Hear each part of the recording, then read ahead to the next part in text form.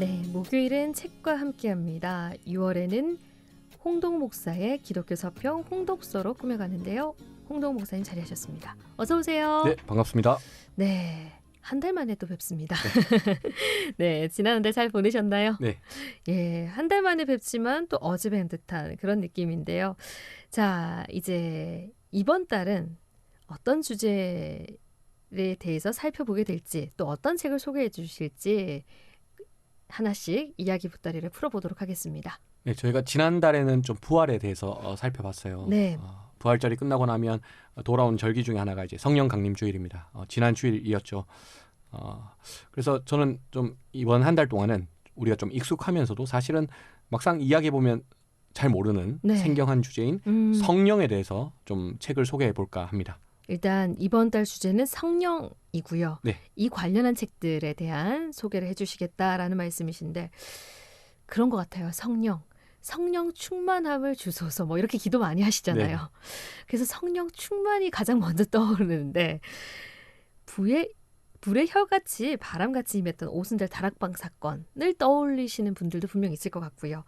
자연스럽게 또 하나 수련회나 우리가 뭐 기도회에서 제가 말씀드린 것처럼 성령 충만함을 구하면서 네. 성령이 임하기를 네. 간구하며 기도하는 그런 모습들도 생각나고요. 그리고 이 성령은 책에서 배우기보다는 기도를 통해서 삶을 통해서 배우는 거 아닌가 뭐 이런 생각도 들거든요. 어떤 책 소개해 주실지 그래서 더욱더 궁금합니다. 어떤 책인가요?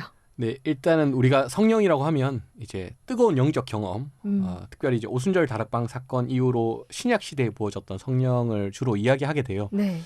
근데 이런 질문을 한번 던져보면 어떨까요? 그럼 구약에는 성령이 안 계셨을까?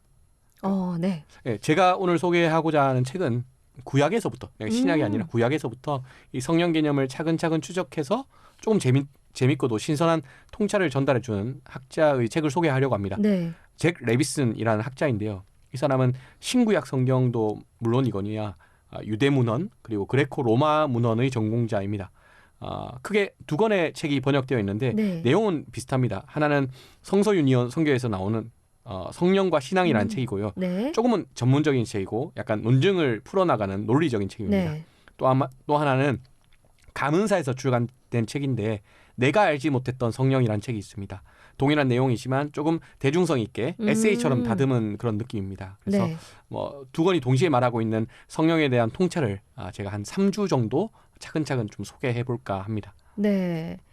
우선 성령과 신앙, 내가 알지 못했던 성령 이 두 권을 말씀을 해주셨고요. 말씀하신 것처럼 목회자나 신학생들의 경우에는 앞서 말씀해 주신 성령과 신앙 이 책이 좀 더 전문적이다 하셨기 때문에 이 책 읽어보면 좋을 것 같고 또 평신도라면 내가 알지 못했던 성령을 구해서 한 번쯤 읽어보면 좋겠다 이런 마음이 드는데요. 자, 이제 내용이 궁금합니다, 목사님. 네. 어떤 내용들을 담고 있는 책인지 항상 그 소개해 주시는 책들이 이전에 생각과 좀 다르게 접근하는 내용들도 네. 있었고요. 그래서 좀 신선함으로 다가왔던 적이 많아서 오늘도 어떤 신선한 얘기가 좀 전해질지 기대가 됩니다. 방금 이제 신선하다고 말씀하셨거든요. 네. 그 내가 알지 못했던 이 성령이라는 책의 원제 자체가 프레시 에어, 그러니까 신선한 공기라는 제목을 담고 있습니다. 네. 재밌죠? 이 성령에 대해서 소개하는데 신선한 공기라는 제목이라 네. 전혀 우리가 예상할 수 없었던 그런 제목일 겁니다. 네. 여기서 어쩌면 힌트가 나와요. 우리가 일반적으로 성령이라고 하면 스피릿이라고 해서 영을 네. 떠올립니다. 근데 구약 성경에 나와 있는 영이라는 단어를 좀 살펴보면 이 영이라는 단어가 마치 공기 같다는 거예요. 영이라는 의미도 있지만 네. 또 숨이라는 의미도 있고 바람이라는 의미도 있다. 여기서부터 좀 신선한 통찰을 풀어나가기 시작합니다. 네. 이런 얘기 들었거든요. 성령님이 내 안에 계시다. 뭐 이런 얘기 들었는데 네. 공기와 같이 함께 호흡하는 그런 의미로 좀 생각을 해볼 수도 있겠다라는 그냥 짐작을 해보고요. 그런데 성령이라고 했을 때 제가 앞서 성령 충만을 말씀드리면서 기도회, 네. 뭐 수련회 이런 것들을 언급해 드렸는데 기도나 영적 체험을 통해서 이 성령의 체험들이 이루어진다. 이런 생각을 가지고 있었거든요. 그런데 지금 말씀하신 것처럼 공기, 바람, 숨 이런 말씀을 하시니까 그 접근 자체가 이전에 가지고 있던 생각과 좀 달리 신선함으로 다가오고요. 네, 그래서 이 신약이 아닌 구약 성경부터 따져보면 왜 우리가 그렇게 봐야 할까라는 이 의문점을 가질 수 있을 것 같아요. 구약에서 이제 영으로서 번역된 단어가 히브리어로 루아흐라는 단어입니다. 네. 이 루아흐라는 단어 자체가 영 혹은 숨, 바람 이 세 가지 의미를 포괄적으로 담고 있어요. 그러니까 예컨대 우리가 잘 알고 있는 에스겔서 37장의 마른 뼈 환상을 보면 하나님께서 마른 뼈에게 생기를 불어 넣어라 이렇게 에스겔에게 말씀하세요. 그리고 그 말씀을 듣고 에스겔이 생기가 사방으로부터 불어올 것을 이렇게 대언하죠. 근데 영어 성경에서는 이 단락을 생기가 아니라 바람으로 번역하기도 하거든요. 네. 그리고 나서 이 장면이 다 끝난 이후에 하나님께서 이렇게 말씀하십니다. 내가 또 내 영을 너희 속에 두어. 네. 그러니까 앞에 나와 있는 생기, 그리고 사방으로부터 불어오는 바람, 그리고 우리 안에 두어진 영. 이 세 가지 단어가 사실 똑같은 단어예요. 우리가 의미에 따라서 다르게 번역할 수도 있겠지만 그러니까 애초부터 이 히브리어 루아흐라는 단어는 영이라는 의미도 있지만 또 한편으로는 숨이라는 의미도 있고 네. 또 한편으로는 생기 혹은 바람이라는 의미를 좀 포괄적으로 갖고 있다는 거예요. 사실 뭐 우리가 사용하는 모든 단어가 그럴 거예요. 한 가지 의미만 있는 게 아니라 좀 개념 덩어리처럼 네. 포괄적으로 갖고 있는.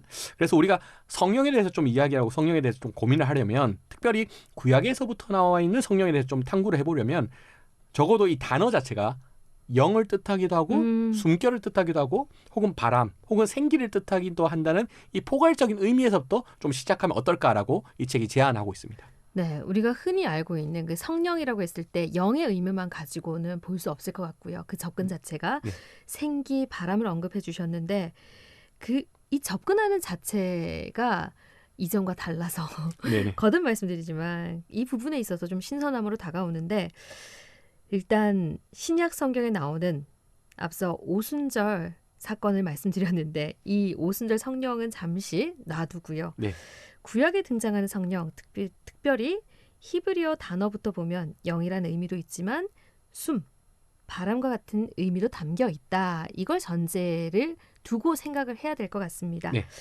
자, 이렇게 우리가 보는 시각 자체를 달리 보면 이 성령에 대해서 어떤 신선한 통찰을 얻을 수 있을까? 예, 여기에 대한 이야기 좀 나눠보죠. 이 저자도 한때는 굉장히 뜨거운 영적 체험을 갈구했다고 해요. 네. 성경을 읽으면 읽을수록 신약 성경에 나와 있는 것들 있잖아요. 네네. 방언이나 예언이나 치유 같은 그런 은사들을 정말 원했던 시절이 있었는데 어느 순간 이제 성경 공부를 하면서 깨달은 거죠. 은사를 부어주는 성령도 있지만 그 이전의 구약 성경에는 좀 더 근원적인 성령에 대한 조금 우리가 알고 있었던 이야기와는 좀 다른 이야기가 있다는 사실을 알게 되었다 이렇게 이야기를 합니다. 먼저 이 루아흐라는 단어가 등장하는 구약 성경 본문을 조금씩 따져보기 시작해요. 그리고 이렇게 말합니다. 오순절 성령은 우리가 새로 받아야 되는 것처럼 말하잖아요. 네. 근데 이 루아흐라는 이 숨결의 맥락에서 보면 영은 모든 살아있는 사람들에게 이미 주어져 있다. 이런 맥락에서 나타난다고 해요. 예컨대 욥기에서 이 숨결이라는 의미의 루아흐라를 추적해보면 항상 죽음과 대적합니다. 그러니까 죽기 직전에 아직까지 이 숨결이 살아있지 않느냐. 계속 이런 문장들이 나와요. 그러니까 죽지 않고 살아있는 한 우리에게는 여전히 숨결이 있다. 다리 말하면 영이 있다. 하나님께 이미 영을 우리 안에 주셨다. 이렇게 해석할 수도 있는 거예요. 그러니까 이런 질문을 해볼 수 있는 겁니다.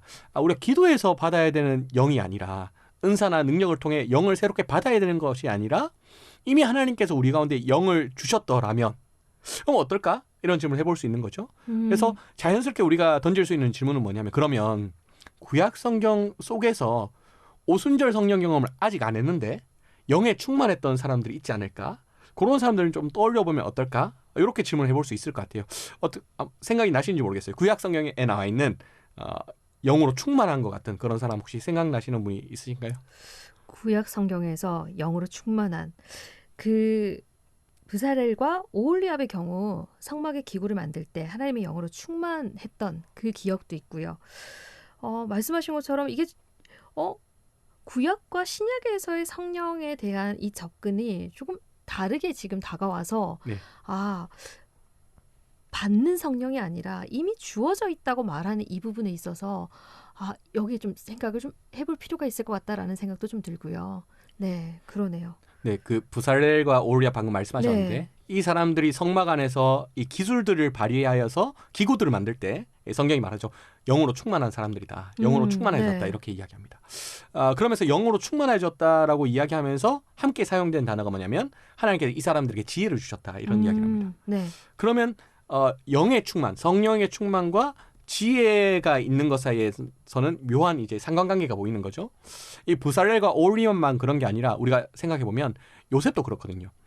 요셉도 하나님의 영에 감동된 사람으로 등장하면서 이 총리로 그리고 꿈을 해몽할 때 보면 명철하고 지혜 있는 사람이라고 등장을 합니다. 네. 영의 충만과 지혜 있음이 또 네네. 같이 등장하죠. 다니엘도 마찬가지입니다. 네. 다니엘도 여러 왕들 가운데 함께 일했지만 왕들이 전부 다 다니엘이 거룩한 영이 있다. 네. 그리고 지혜롭다, 명철하다 이렇게 평가합니다. 그러면서 여기서 우리가 정리를 해볼 수 있는 거예요. 구약에 따르면 영은 모든 사람들에게, 모든 살아있는 사람들에게 하나님이 선물로 이미 주셨습니다. 그런데 그중에서 요셉이나 다니엘 혹은 부살렐이나 오홀리압 같은 사람들은 특별히 영이 충만하여졌고 그와 함께 지혜로워졌다고 네. 해요. 뭐 총리의 직분을 감당해서 정치를 잘하기도 하고 성막 내의 중요한 기구들을 세련되게 만들기도 하고 네. 달리 말하면 성령 충만하여져서 이 사람들이 한 거는 뭐냐면 일상에 주어진 직무들을 굉장히 지혜롭게 또 한편으로 하나님의 뜻에 걸맞게 이 일들을 수행했다. 이런 의미로도 성령 충만을 우리가 바라볼 수도 있을 겁니다. 지금까지 성령에 대해 생각할 때 앞서도 말씀드렸지만 오순절 성령 그리고 은사와 능력 그 성령 충만함을 받으면 뭔가 이루어질 것 같고 네네네. 예, 그래서 선교지나 교회에서 이 성령의 은사들이 필요하지 않나 이런 네네. 생각 많이 했었거든요. 근데 소개해 주신 내용들 들어보니까 정말 신선하게 다가오는 부분이 우리가 은사와 능력도 물론 필요하겠지만 어찌 보면 평범한 일상을 사는 우리들에게 지금 이 시대를 살고 있는 사람들에게 지금 하신 말씀은 숨결 혹은 생기로의 성령. 이게 일상 속에서 우리가 호흡한다라고 표현을 하면 될 것 같아요. 네. 그래서 일상에서 그 업무를 지혜롭게 하나님의 뜻에 걸맞게 수행하게 만드는 그 능력. 그것이 성령이다. 이렇게 더 와닿을 수도 있을 것 같아요. 네. 예. 이 저자가 책의 서두부터 이런 얘기를 해요. 자기는 성령 충만의 방점이 특별한 체험, 특별한 영적 체험에 있다기보다는 네. 그거보다는 영감으로 충만한 예리한 지성에 있다는 통찰을 좀 나누고 싶어 한대요. 그러니까 성령 받는다고 해서 막 대단하게 영적 체험을 하는 것보다는 네. 더 성경의 방점은 성령 때문에 뭔가 지성이 충만하여지고 지성이 예리하여지고 그러니까 이런 맥락을 설명하기 위한다라고 책을 시작합니다. 우리가 성령 충만 모델을 우리가 꿈꾸는 성령 충만 모델이 오순절 다락방이라고 하면 다들 무조건 기도해야 될 거예요. 아, 네. 무조건 예배하고 무조건 찬양하고 막 네. 뜨거운 어떤 그런 열기를 막 뿜어내야 될 겁니다. 물론 기도도 예배도 다 중요하겠죠. 근데 우리가 좀 시선을 바꿔서 우리의 성령 충만의 모델을 오순절 다락방으로 삼지 않고 요셉이나 다니엘 혹은 네. 부살렐이나 오홀리압으로 삼는다면 좀 우리가 성령 충만을 위해 준비하는 방향이 좀 바뀌어지겠죠. 특별히 저자는 이 다니엘과 요셉 같은 경우에는 제국의 유혹에 굴복하지 않고 하나님의 경외하는 일상의 삶을 끈기 있게 살았다. 타협하지 않았다. 여기에 방점을 찍어요.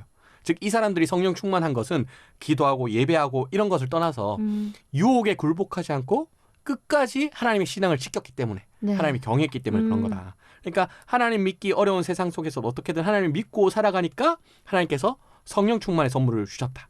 그래서 이 사람들이 영으로 충만해졌고 지혜로운 사람이 되었고 그래서 업무 능력도 굉장히 탁월해졌던 동시에 이 업무를 통해서 하나님의 영광도 더 높였다. 이렇게 정리를 합니다. 그런 의미에서 보면 요셉과 다니엘은 막 새로운 영을 받기 위해서 간절하게 기도했던 사람은 아닐 거예요. 네. 다만 이미 받았던 숨결 혹은 생기, 호흡 혹은 영 하나님께 이미 받았던 것들을 보존하고 더 활성화시키고 더 충만하게 만들기 위해서 하나님께 신실하고 거룩하게 살아왔던 사람으로 좀 우리가 읽을 수 있을 겁니다. 네. 일종의 패러다임이 확 바뀐 것 같은 그런 느낌이 드는데요.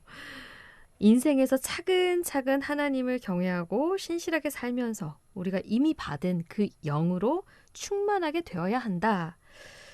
자, 그 성령 충만하기 위해서라도 일상에서 더 열심히, 더 신실하게 살아야 되지 않을까라는 생각이 들거든요. 네. 숨과 공기라고 말씀하셨던 그 단어가 사실 머릿속에 떠나지 않는 이유는 이 성령이 이미 주어져 있었기 때문에 함께 호흡하며 사는 건데 뭔가 사실 계속 능력을 받고자 하거든요. 네, 그죠. 예, 그런 마음이 컸던 것 같아요. 지금까지는. 그런데 이제 그게 아니라는 거 오늘 좀 생각해 보게 되네요. 결국에는 뭐 우리가 따지고 보면 성령 충만이나 혹은 성령 체험이나 혹은 신앙 체험을 위해서 간구할 때 어찌 보면 우리가 신앙과 우리의 삶에 대해 가지고 있는 태도의 문제가 있지 않을까 이런 생각도 해볼 수 있어요. 왜냐하면 우리가 성령 충만을 약간 일확천금의 기회처럼 그렇게 생각하는 경우가 있거든요. 네. 오면 모든 게 바뀔 거다. 오면 내 네. 삶은 달라질 거다. 이런 식으로. 네. 그러니까 우리가 신앙 전반과 일상 전반에 있어서 우리의 태도가 뭐 기동답이라든지 간증이라든지 부흥이라든지 성령 충만이라든지 내가 노력하지 않았던 많은 것들을 한 번에 뒤집을 수 있는 역전시킬 수 있는 어떤 하나님의 강력한 능력이라고 또 그것을 구해야만 한다고 또 그것을 구하면 내 삶이 달라질 수 있다고 생각하는 그런 경향. 쉽게 네. 말해 거저먹으려는 그런 인생의 태도가 우리 안에 있거든요. 네네. 근데 우리가 성경 본문을 좀 차근차근 살펴보고 좀 진실되게 또 솔직하게 연구를 하다 보면 오히려 성경의 많은 부분들은 그런 역전을 노리는 단번의 성령이라기보다는 일상의 평범한 시간 속에서 하나님 옆에 충실하고 신실하게 살아가고 가운데 이미 우리가 받았던 호흡 혹은 영으로서 바람으로서의 그런 성령을 계속 가꾸어 나가기를 요구하는 것 같습니다. 그래서 오늘 이런 이 책의 통찰을 바탕으로 해서 우리가 성령을 추구하는 삶이 결코 일상과 괴리되지 않는다. 그래서 우리가 일상에서 더욱 우리에게 주어진 업무들을 충실하게 또 수행하고 또 한편으로는 그 업무를 수행하면서 하나님 앞에 신실하게 사는 삶이 더 중요하다. 네. 이를 통해서 우리가 더 성령 충만하게 살아가 보자. 좀 이렇게 생각해보면 참 좋을 것 같아서 오늘 이 책을 소개해봤습니다. 네. 오늘 소개해 주신 책 제목이 내가 알지 못했던 성령이었거든요. 네. 내가 알지 못했던 성령이라기보단 내가 이전에 가지고 있었던 그것만 바라봤던 성령이었던 것 같아요. 그래서 성령 받으면 모든 게 다 이루어질 것 같고 그 신비적인 체험이라고 하죠. 그 신비적인 체험이 내 삶 가운데서도 이루어지길 원했던 그 어쩌면 이 성령에 대해서 제대로 알지 못했던 거 아닌가라는 생각도 좀 들고요. 말씀하신 것처럼 우리가 정말 일상을 사는 그 삶, 주어진 그 삶 속에서 정말 신실하게, 성실하게, 충실히 살아내는 것. 그게 성령과 함께하는 삶이 아닐까라는 또 생각을 해보게 되네요. 자, 오늘 내가 알지 못했던 성령. 이 책은 에세이식으로 적혀있는 내용이라고 하셨기 때문에 좀 쉽게 읽어보시면, 그러니까 쉽게 읽으실 수 있을 것 같고 한 번쯤 좀 읽어보시면서 성령에 대해서 다시 한번 생각해보는 기회 삼으시면 좋겠다라는 생각입니다. 오늘은 이 책 소개하는 것으로 마무리하도록 하겠습니다. 자, 이제 오늘 저도 그렇고 목사님도 그렇고 반팔 차림이거든요. 네. 여름이 성큼 다가왔는데요. 여름이 되면 집중력이 조금씩 흐트러지기 마련이죠. 그 하루하루 한 걸음 한 걸음 주님과 동행하면서 날마다 성령 충만한 그런 삶 누리시면 좋겠다라는 생각이고요. 자, 다음 시간 더욱더 기대함으로 목사님과의 만남 기다리도록 하겠습니다. 홍덕섭, 홍동욱 목사님 여기까지 이야기 나누도록 하겠습니다. 오늘도 감사합니다. 네, 감사합니다.